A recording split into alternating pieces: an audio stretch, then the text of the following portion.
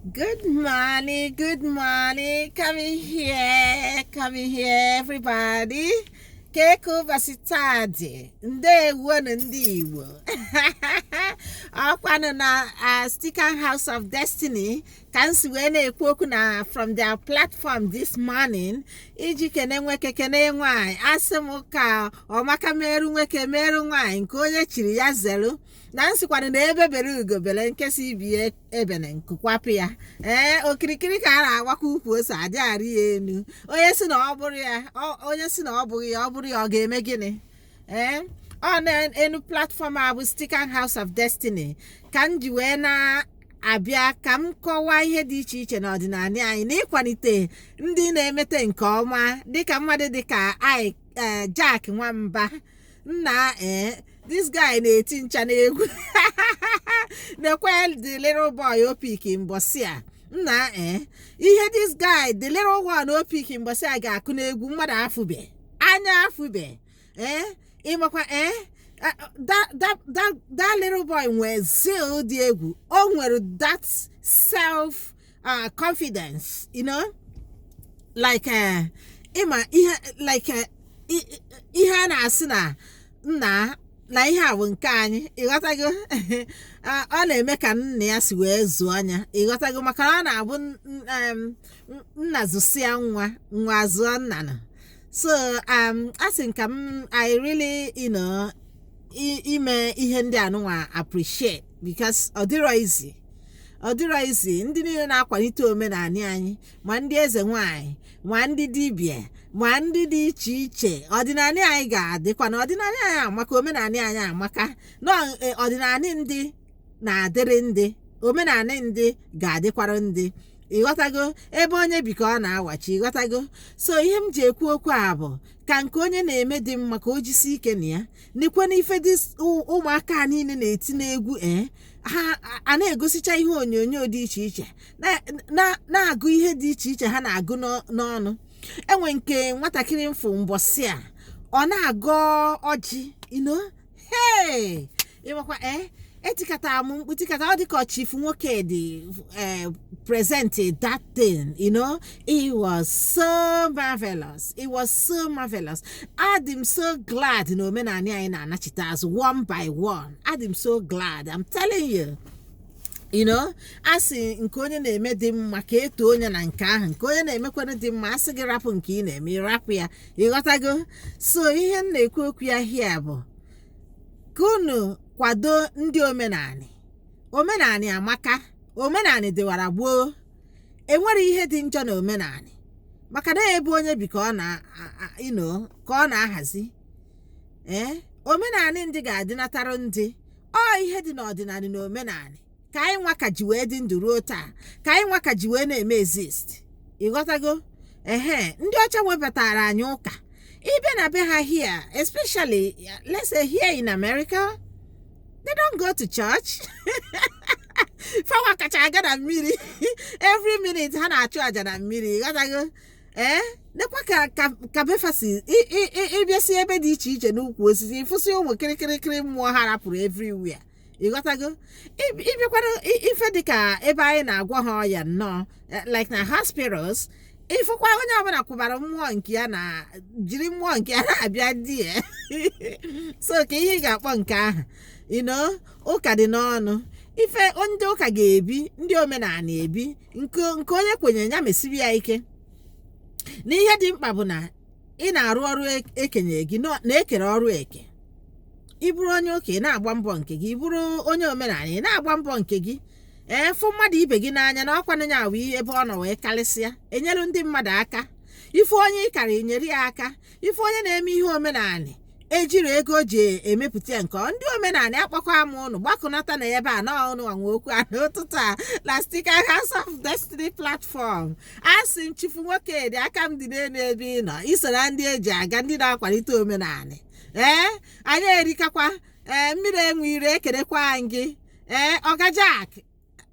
ọjai ekenekwa m unu ekenecha m like ana m ekenechicha unu ncha niile n'ofu ana m post ihe ọbụla unu deliver na online and I'm here live na-post gari everywhere na-eshie nya enwere onye kachiche eshie ihe na platform ha karịa Sticker House of Destiny anya nara copy anyị na-eshie ọ bụrụ nke anyị chọrọ ipromote anyị nwee ike mezie nya ọfụma tinyekwa ya out there ịghọtago because anyị zuru ka eme ọ bụrụ ka anyị gbaba na anyị na-adata ego mba ife platform a kwụnyere ya bụ ka ka ntọnaanị aha ndị gboo rapụ ka ọ dịgide ka ụmụaka anyị ga-amụta ụmụ anyị fe nwee ike ịma na ihe a na-akpọ omenanị na ihe a na-akpọ tradition ịghọtago so onye ka nsị nke onye chiri nya zeru ọ bịara bụ onye abịagbukwana ya mgbe ọ ga-ana mkpụmkpụ apụna ya n'azụ na ebe mere ugo mere nke si ibi ebere nke kwapụna ya nụnụ so onye ka m ji asị biko unu jisie ike nke onye na-eme dị mma unu jisie ike kwadowe na omenanị anyị buniwe na omenanị anyị enu ndị na-aga ọfọ gọwa ọfọ ndị na-asụ ọfọ na anị sụwa na ọfọ na anị enwere ife na-eme akwa ọkụkọ n'ọba ekerekwe gị akwa bụ sọ ọgwụ ka ọ na-agwọ ekerekwe gị onye na-eme dị mma ya mesiri ya ike ọ ihe nna nna anyị harapụrụ anyị mgbọrọgwụ na mkpa akwụkwọ akọ na uche ọ ihe ndị gboo rapụrụ ọ ihe Chukwu okike kenyere anyị okenye onye ọbụla na-akara aka ya enwe ndị okenyere ichi echichi n'ụka nwee ndị okenyere ịgwọ ọgwụ nwee ndị okenyere ịgwọ ndị ọrịa n'ụdị ọbụla n'ụdị omenanị enwere ife a na-akpọ alternative medicine even here na America ọ na-abụ enwe ebe mmadụ na-emegide ife fa na-eyuzukwa their alternative medicine ndị psychic ha ndị shaman ha ha na-afụ maka all these energies na-akwalite omenanị nke ha healing all these healing and ndị dibịa fa ọ dị ka ihe a na-akpọ ha here bụ ndị shaman yes energy healers yes ọhanwa ewere ndị psychic ha etinyesi ebe dị iche iche mana Pentagon mana ebe ọhanwa na emeki sure na ihe na-aga nke ọma ọ bụgodị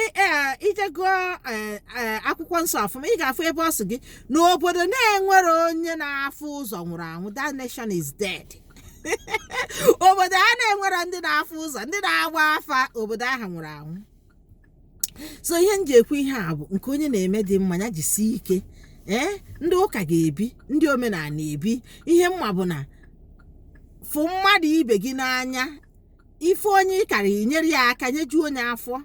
ụtọ nwanne amakakwana atabiri enye bụ ụtọ nwanne na ihe anyị na-ekwukwe n'okwu ya na platfọm a bụ ka obodo anyị dị mma ka omenala anyị dị mma ka akwalite na ihe ahụ omenala nke ndị dị mma mana ihe anyị asọpọtụ ọkwa bụ nkwafu ọbara omenala ọbụla na-ana ọbara mmadụ anyị achọrọ ya omenala dị mma ka anyị chọrọ omenala ọ ga-abụ onye ọbụla na-eme ama na-enyo gị enyo ama na-asọ gị oyi onye sometimes ka njikwa wee like ya ndị dibịa highways ndị dibịa Facebook ndị a ịghọtago ha na-ebupụta omenala anyị a na-afụ na ọ dị mma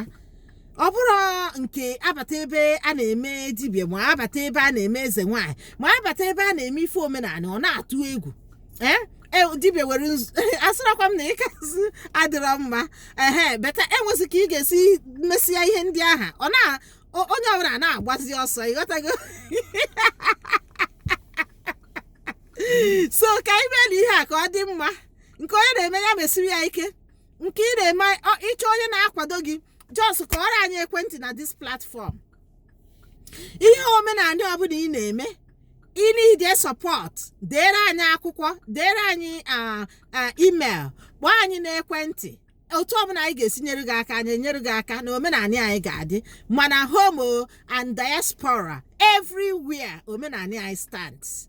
anọ m here na-akwa ya ọkụ na site na America here so unu nọ n'unu unu a na-akwakwa nke unu mgbe anyị megide dekwe na Germany mbọsị a ka eriri ji wee tie nnukwu mmọnwụ a na-agwa gị omenala anyị maka ndị ọcha na-agbazi egwu anyị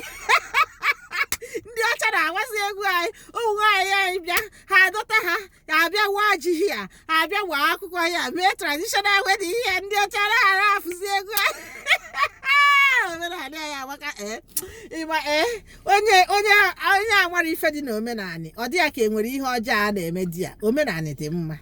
Omenala bụ ka ndị si eme. Omenala bụ ka ndị si ebi. Omenala na ọdịnala bụkwa na usoro ndị si ebi, usoro ndị si eme ihe fa. Onye maka eji wee gwa anyị enwere akwụkwọ anyị mee mgbe ọkwa na ọ dị nke 100 level m mgbe ahụ na esut asị gị that ethnocentrism, you know,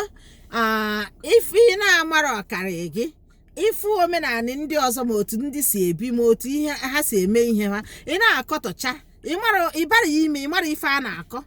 ịghọtago mgbe ị bara ime ịghọta na ihe dịbụ oke dịkwa be ogene. So ihe m ji ekwu ihe a bụ ka anyị kwado na nke dị mma m ga na-akpọ afa ndị na-emete nke ọma na-asịkwa unu biko unu na-eshia peji a na-enye na aka ka a na-akwalite peji a. Ọ ihe m na-ekwu okwu ya. Ana m eshie ụmụ ọrụ m na-eshie kwa anyị na-ekwupụta ihe gbasara onye ọbụla. Ọ dị ka anyị eshegidego aka akwa ọkụkọ na-enyere ndị mmadụ okwezi anyị shies ndị niile na-eme omenala dị mma anyị ga na-eshe unu n'idi sọpọt unu kpọ anyị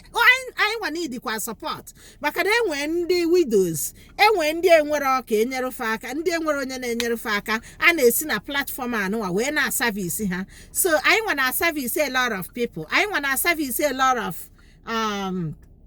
widows, you know, na-enyerefe aka n'ụdị dị iche iche. So onye ọbụla ga-enyenwuru this platform aka biko kpọọ anyị n'ekwentị nke ọbụla anyị weta otu a ka anyị si enyepu ya ozugbo. Anyị nwajikwa our own private money, our own private finance wee na support this page maka na omenala anyị ga-adị nata dịka afọ ya si wee dị Stickam House of Destiny. Ebe a na-akwado omenala, ebe ihe ọma na-adị. So jisi na ike ndị be anyị ka emesịa afọ m unu n'anya ka emesịa